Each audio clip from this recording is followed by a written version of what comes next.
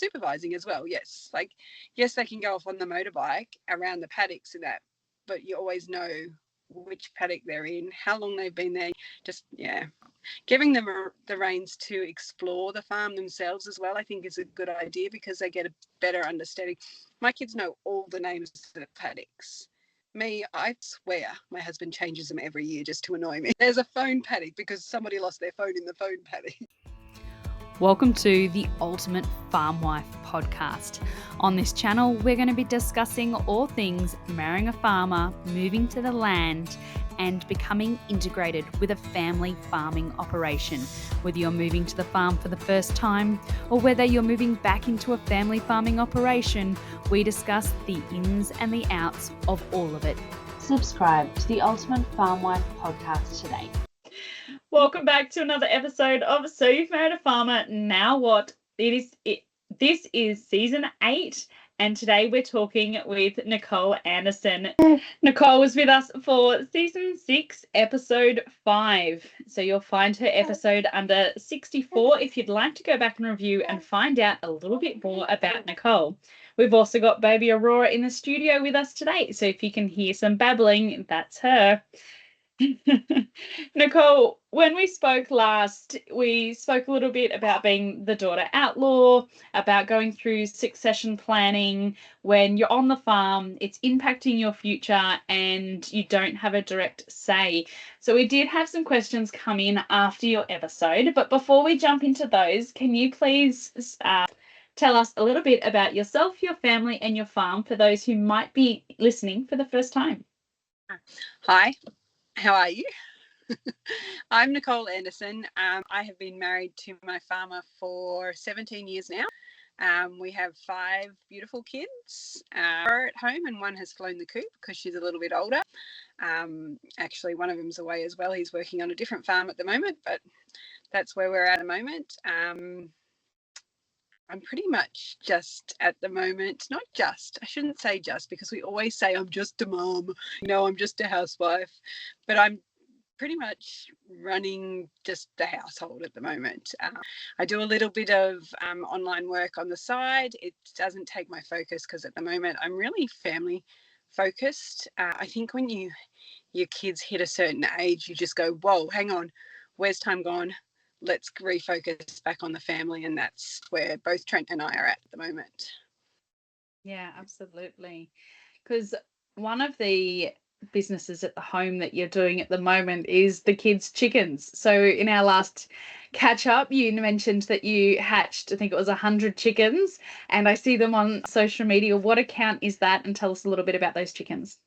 Okay, so back in 2020 was when we hatched the 100 birds, the little baby chickens. We drove all the way to Melbourne, not during lockdown, obviously. It must have been a break in lockdown or something, and got 100 birds and reared them. And the kids previous to that had sold sheep poo to be able to buy their chickens. So they wanted chickens. We wanted to start an egg business. We were in lockdown, so it gave them something to do every day apart from schoolwork, and just have a knowledge of what it takes to run a business and money-wise and all of that sort of stuff. How many years has it been now? 5 years. 5 years they've been going, and it has been a roller coaster for me and for them. And just, I guess, the kids see a lot of farm death as well, but when they're invested in their animals, it hits harder to home. So we had a few fox attacks in the first couple of years. We ended up getting our llama, which my husband named Dalai for obvious reasons, the comical side of it. And we're at a good place now, but we've had lots of, hurdles to overcome with where the chicken's at. We do only run about 250 chickens. So we are a very small free range business. And we are the sole suppliers to the store at Sea Spray, which is about, 7 minutes from where we live. And the people there love the eggs, and they love the kids, and they love seeing the kids drop the eggs off. And and the kids do majority of the work, and I just try and manage them as best I can and jump in where things are needed. Kids, don't you think you should be doing this sort of stuff? And talk to them about, doing that. So I don't know if we'll go any bigger. We have talked about it, but we're also getting to a point where the kids are getting older and they are getting busier on the weekends, and we also value our weekend time with the kids and want to get away a little bit more as well. So yeah, we're just not sure where we're at with it at the moment, but we'll just keep trudging along for now. Yeah, absolutely. It is a lot when you are balancing multiple farm properties as you are. I think you described them last time as the Bermuda Triangle of farms, because the money goes in, but it never comes out. So that's very busy on top of all the kids and everything else that you are doing. So let's jump into some questions. So Nicole, there was lots of questions about being the daughter outlaw. A lot of our viewers really loved that when you spoke about going through the succession planning, you spoke about still having a voice in that room because you and your husband had spoken about your goals and what it was that you were both looking for and after. And many of our listeners hadn't thought from that aspect of, I still do have a voice in the room, even though I'm not there. They wanted to understand a little bit more about how to support their farmer while going through that from the back end. I think the main thing really is to, now just let me get my words here first before I speak, because it might not make any sense.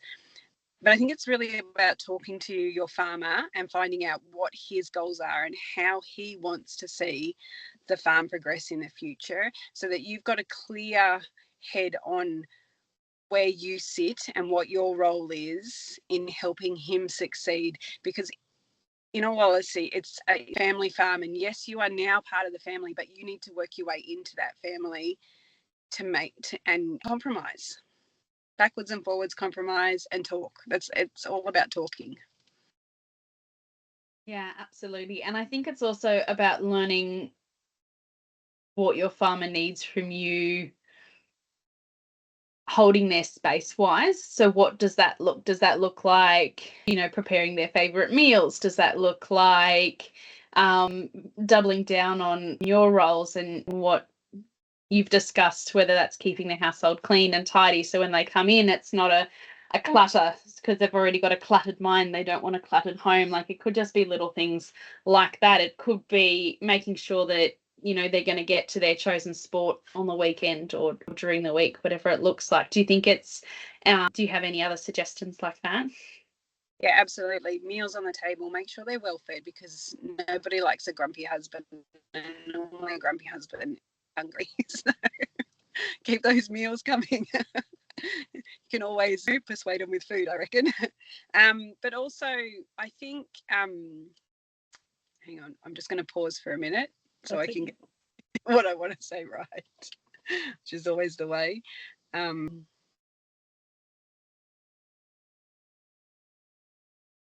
think in our household, we've got so many, and the washing does pile up. So when he's really stressful, I always make sure that he's got clean underwear, because it stresses him out if he doesn't have clean underwear. And he's very particular about the underwear he wears. So he's a wool man. He likes his woolen underwear. Yeah, so the main ones are keeping the house tidy. Like, it's a big thing for them. Like you said, their mind's cluttered. They've got a million things in their brain. It may feel like sometimes that they're not listening to you, or they're not, when you go, oh, but I told you that 5 or 6 times. It's because that little bit of information is not where their focus is at that point in time. And they will come back once they get what's going outside sorted. Yeah. Nicole, when you were mentioning in our previous episode, remember, listeners, if you would like to hear a little bit more about the original interview, hear a little bit more about Nicole's story, please head back and listen to that episode. When we were speaking last time, there's been a lot of family changes and dynamic changes and amount of farm changes in, was it 17 years on the farm? And one of those dynamic changes where there were questions around was we spoke about when your sister-in-law wanted to come back into the family farming business and then decided to have kids, there was some questions around, well, what difference does that make? Because, you're having kids, she's having kids. Why couldn't she be part of that family farming business? So there is a huge difference between a woman stepping away from her work to have a baby and a man and his wife having a baby. Does that make sense?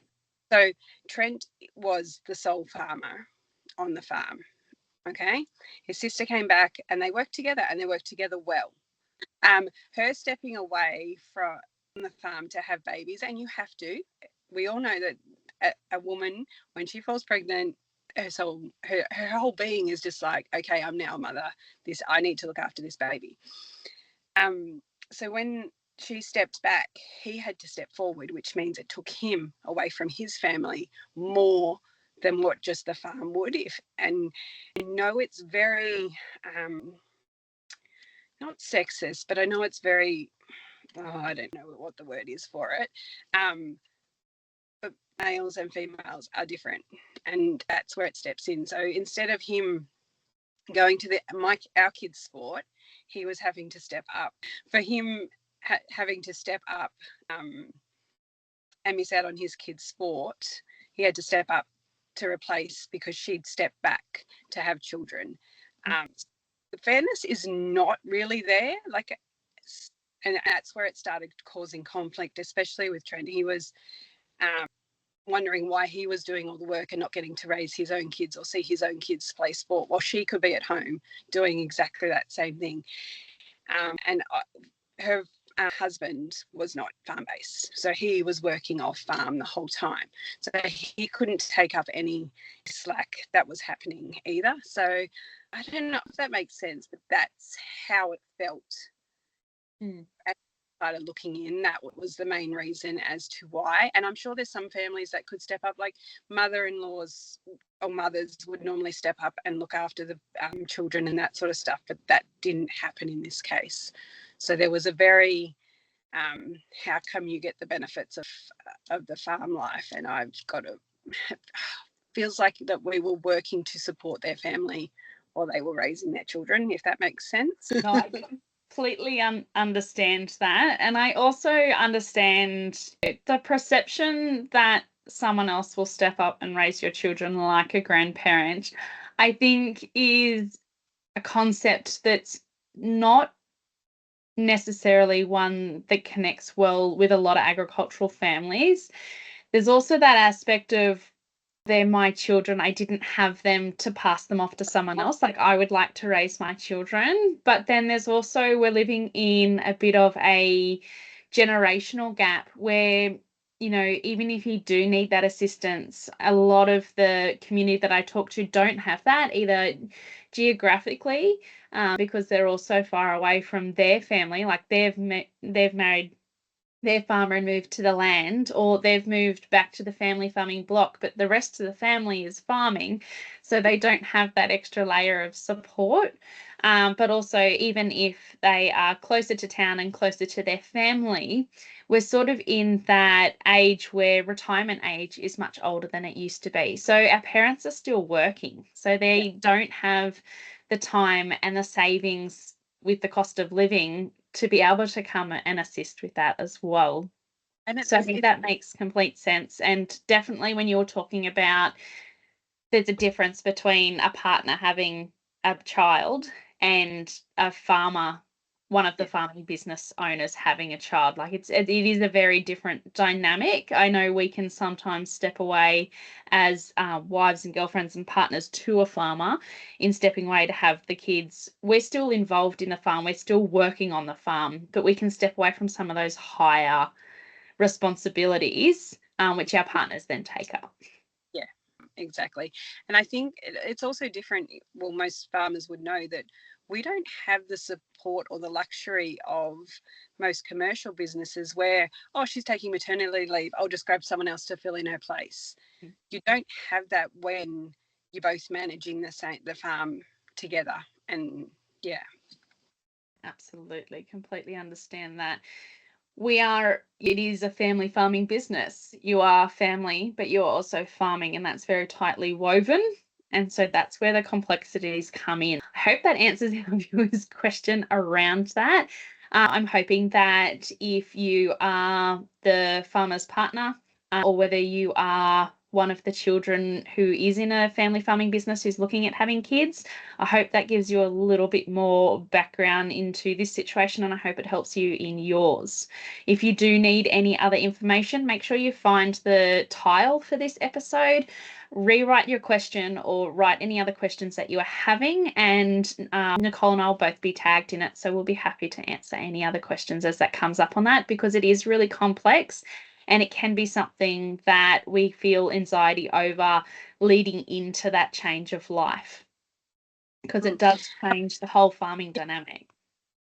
I'm not saying that it can't work. It just didn't work for us at that time, because both my sister-in-law and myself were having babies at the same time. So it made it, a lot more complicated for everyone involved. Yeah, absolutely. And particularly if you're working on a family farming business that doesn't have employers who can step into a lot of the labor roles. So then you're doing, the labor and the management side of all of it as well. That's like a very big role to fill as well. Yeah. And we weren't at that stage. It was just Trent, his sister-in-law, and his father at that stage. And we'd occasionally employ a casual, but we were. This is your save the date. The countdown is on for the return of the Harvest Her Power, Farm Wives and Females in Agriculture Empowerment and Skills Conference, February the 23rd to 24th, 2026. Mark your calendars for this 2-day unforgettable inspiration, hands-on learning sisterhood of soul-fueled energy. Last year was such a success.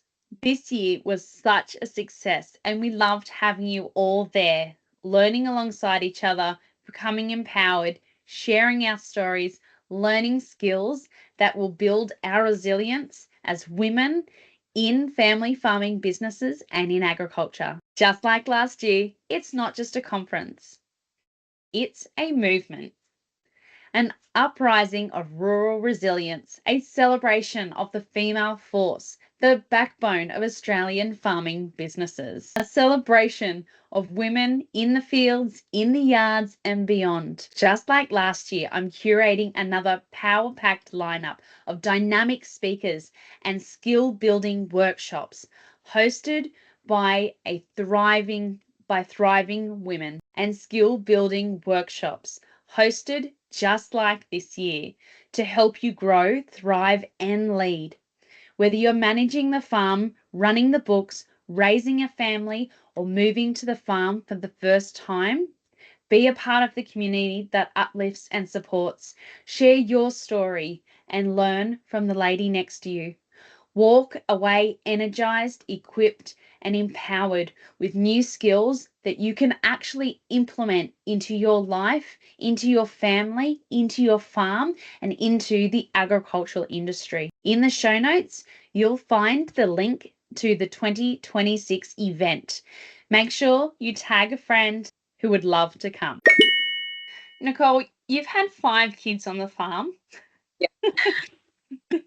Tell us a little bit more about managing their safety on farm. So we spoke about one of your sons being able to drive the tractor quite early on and being able to assess not the child's age, but the child's ability. How do you let go of some of the anxieties around safety on farm and being able to help them progress into the family farming business? That it was actually a really tough one for me, coming from Canberra and not living in this environment to start with. Trent would allow the kids to do more than I would have, and that's where I just took a step back and just, all right, I have to trust this man. He's lived here his whole life, and I think you know what your child's capable of. So one of our daughters is not so handy on a motorbike, and while we'd still let her go on there, we knew that she'd come back either limping or she just needed to be aware of her surroundings, which she's a little bit more, what's the word for it? A little bit more carefree. I think she's invincible. Lots of confidence. We could put him on a motorbike and knew exactly that he wouldn't go over 40 gates. Not even if you had to chase him, he would still putt along, nice and steady.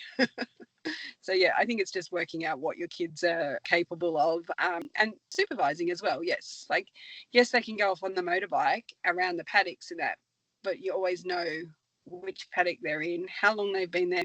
Just giving them the reins to explore the farm themselves as well, I think is a good idea, because they get a better understanding. My kids know all the names of the paddocks. Me, I swear my husband changes them every year just to annoy me. There's a phone paddock because somebody lost their phone in the phone paddock, or those random paddock names. But I think just letting them explore and find their own boundaries is all part of being a kid, isn't it? Yeah, absolutely. And working out how that feels right for you and kids as well, I think is definitely a minefield of its own. The Barnyard Language Podcast is honest talk about running farms and raising families, hosted by us, Katie and Arlene, an Iowa sheep farmer and an Ontario dairy farmer with 6 kids, 2 husbands, and a whole lot of chaos between us. We talk to guests who have life experience that's relatable to parents in agriculture and offer resources, perspective, compassion, a few swears, and lots of laughs. Whether your farm is a raised bed in your backyard or 10,000 acres. Whether your family is in the planning stages or you've got a dozen kids. If you've ever had a car seat in a combine, a stroller in a stable, or you have a toddler or a teen in your tractor, this is the podcast for you. Subscribe to Barnyard Language today on your favorite podcast platform. When you're having days of, I'm going to use the word overwhelm. There's been some different words used in the question, but days of overwhelm where you're trying to juggle everything at the house and home, everything for the kids, and then trying to supervise them down the paddock as well. What are steps that you take where you do take that step back, you can take that deep breath and refocus yourself for, what needs to be done? Sometimes we go into what I would call like glitch mode, like you don't really know where you're trying to go and what you're trying to do first, because everything's just as equally as important. You need it everywhere. How do you stop getting out of glitch mode and start tackling jobs one at a time? I think the kids end up pulling you into line and saying, come on, Mum, we've got to go help Dad with this first. And I think that's when, as they get a little bit older, when they're on the hip and you're still chasing them, it's hard. It's really hard, especially because you need to keep them safe too. So I think you just take a step back, assess the situation and go from there. So, Nicole, we've gone over a little bit of the questions. We've reminded our guests who you are, what season and episode you did before. So can you tell me a little bit about what has happened with you specifically in the last 12 months on farm, giving a little bit of a review from the last 12 months? Okay, 12 months. Right. So we got new chickens at, I think it must have been June, July. And I don't know what's going on with chickens at the moment, but they are not laying. They are pullet size, and I swear it took at least 3-4 months for our first batch to start laying. So we got another batch in between time and wanted them. We timed it perfectly to lay in December for the busy rush at Sea Spray over summer. They've only just started laying, maybe in the last month or so. I don't know what's going on with chickens. So that kind of threw us all. We were just like, we don't have enough to keep up with the demand, because at Christmas time, the caravan park there packs out and she is taking anywhere between 60 dozen to 80 dozen almost every third day. And we didn't have the eggs in it, but it wasn't just us. It was everywhere around, like all the other egg farmers that are around the area were just like, the pullets aren't laying. Like, I don't know what's going on. So my conspiracy theory comes out of me then and going, what is going on with our chickens? What are they doing? We were down to half production as well. It seems like they're giving us the birds younger but charging more for us. So we have to feed them through that non-pullet laying stage until they're actually laying.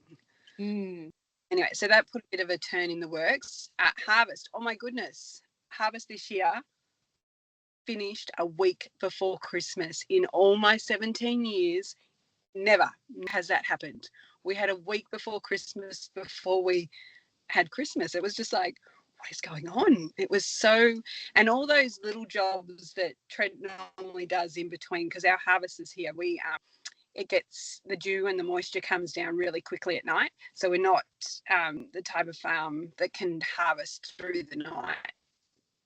Unless the conditions are Mickey Mouse, and that which they never are. But this time around, we didn't get any rain while we were harvesting, but all those little jobs Trent normally does when they've got a break in the harvest got thrown into that week before Christmas. So I mean, it's a catch-22. We finished harvest early, so he was available at night times, but he still had a heap of work to do before Christmas, which was fine.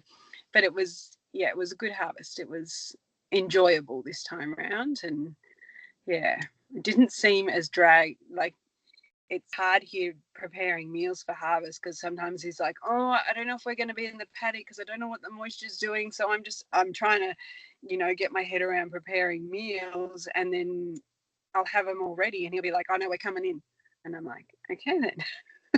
You can eat out of your lunch boxes. That's right. And they don't stop for dinner. So I've got to prepare handheld meals. So if anyone has any handheld meal recipes idea, I'd love to collaborate and work out what to feed these farmers that don't include bread, because my husband doesn't like bread. So it does make it a little bit tricky. What else has happened? We've had another one move up to high school. So I've got one left at primary school.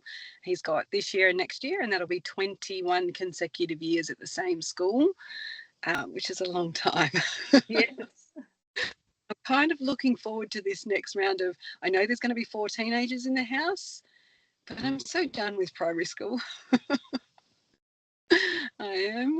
So yes, so now we've got 3 teenagers in the house, and it's been challenging. Let's just leave it at that. Any tips, tricks, and advice for anyone else who's up to that stage? I haven't found any yet. Let them.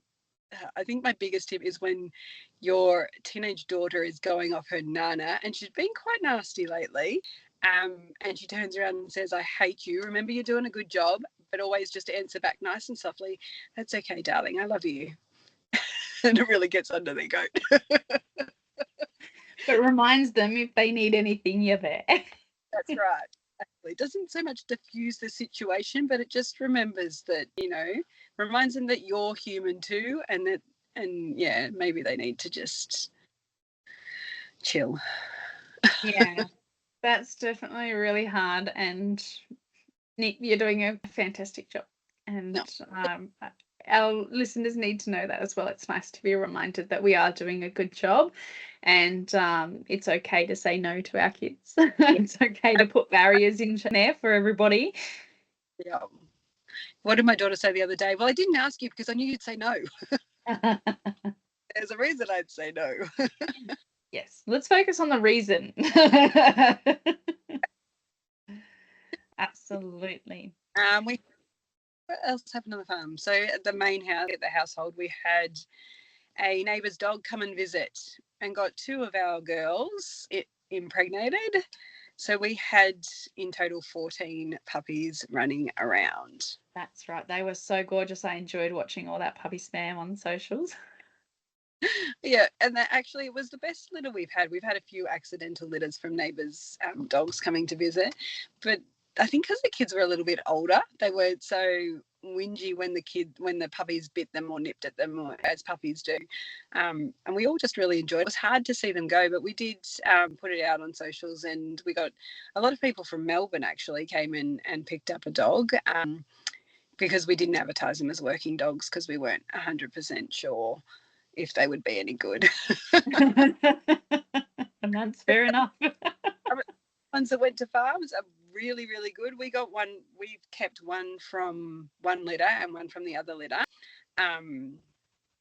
And the one we thought was going to be really good is she's just got no interest in sheep or cattle or anything. She's just like Scooby-Doo. She just runs around.